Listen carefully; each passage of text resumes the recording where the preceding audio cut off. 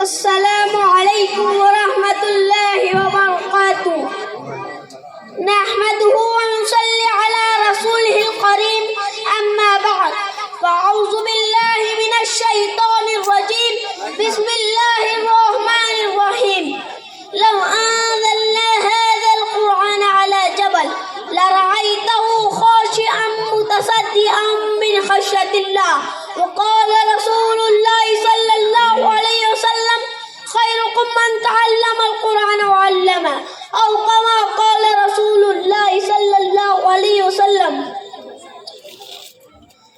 سنو دوستو ذرا غور سے، یہ صدائے عمر میں نہ ہو ذکر حق، نہ ہو فکر حق، تو یہ جینا یہ حرام ہے۔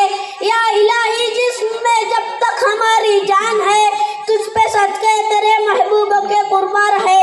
میں رہوں یا نہ رہوں مگر دعا ہے دل کی، دین محمد ہے اور عزت قرآن ہے۔ وہ معزز تھے زمانے میں مسلمان ہو کر، اور ہم خور ہوئے تاریخ قرآن ہو کر۔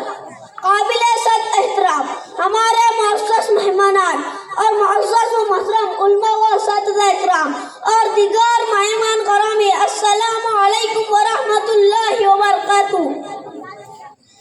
آج اس پروقار تقریب کی سعادت سے بند ہے چیز جو اس مدرسے کا ایک ادنا طالب علم شمار کیا جاتا ہے۔ فضیلت قرآن کے موضوع پر کچھ کہنے کی دعوت دی گئی ہے۔ محترم سامعین، قرآن کریم اللہ تعالیٰ کی وہ آخری کتاب ہے جس میں سابقہ تمام آسمانی کتابوں اور صحیفوں کی معتدل اور مناسب تعلیمات درج ہیں۔ یہ کتاب کائنات کے لیے روح اور اس کی حقیقی حیات ہے۔ اللہ تعالیٰ نے اس کتاب کو سب سے اعلیٰ مرتبہ قرار فرمایا اور فرمایا ذالک الکتاب لا ریب فیہ، یہ وہ کتاب ہے جس میں کوئی شک و شبہ کی گنجائش نہیں۔ محترم سامعین، میں نے قرآن سے پوچھا بتا تیرا نام کیا ہے؟ تو قرآن نے جواب دیا القرآن مجید، میرا نام قرآن مجید ہے۔ میں نے قرآن سے پوچھا بتا تیری زبان کیا ہے؟ تو قرآن نے جواب دیا بلسان عربی مبین، میری زبان عربی ہے۔ میں نے قرآن سے پوچھا بتا تیری حفاظت کی کیا گارنٹی ہے؟ تو قرآن نے جواب دیا انا نحن نزلنا الذکر وانا لہ لحافظون، میری حفاظت کا ذمہ خود خالق کائنات نے لیا ہے۔ میں نے قرآن سے پوچھا تجھ میں کوئی شک و شبہ کی گنجائش نہیں؟ تو یہ وہ کتاب ہے جس میں کوئی شک و شبہ کی گنجائش نہیں۔ میں نے قرآن سے پوچھا تو کس مہینے میں آیا؟ تو قرآن نے جواب دیا شہر رمضان الذی انزل فیہ القرآن۔ میں نے قرآن سے پوچھا تو کس رات میں آیا؟ تو قرآن نے جواب دیا انا انزلناہ فی لیلۃ القدر۔ میں نے قرآن سے پوچھا تو کہاں رہا؟ تو قرآن نے جواب دیا فی لوح محفوظ، میرا مسقل محفوظ میں تھا۔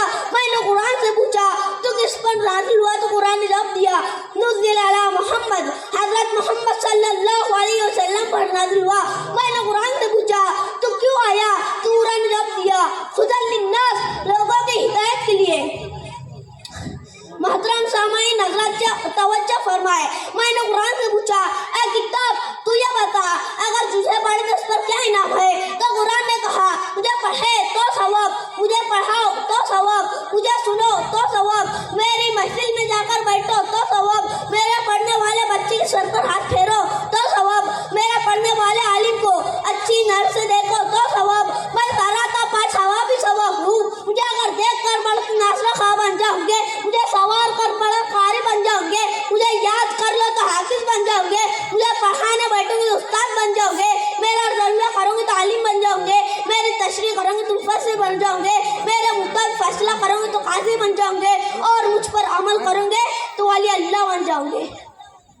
محترم سامعین، قرآن کریم ایک ایسا بہترین ہم نشین ہے جس کی باتوں سے وہ اٹھتا تو نہیں، اور اتنا اتنے اس میں خوبصورتی آتی ہے۔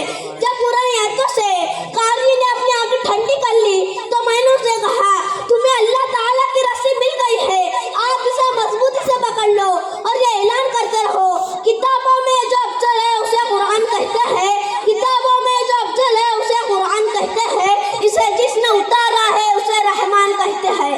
سجا لے اپنے سینے میں اس کے 30 پاروں کو، سجا لے اپنے سینے میں اس کے 30 پاروں کو، زمانے بھر میں اس کو حافظ قرآن کہتے دعا ہے اللہ تعالیٰ میں حاملین اور عاملین قرآن بنا وما علینا البلاغ. اتنا کہہ کر اپنی تقریر ختم کرتا ہوں.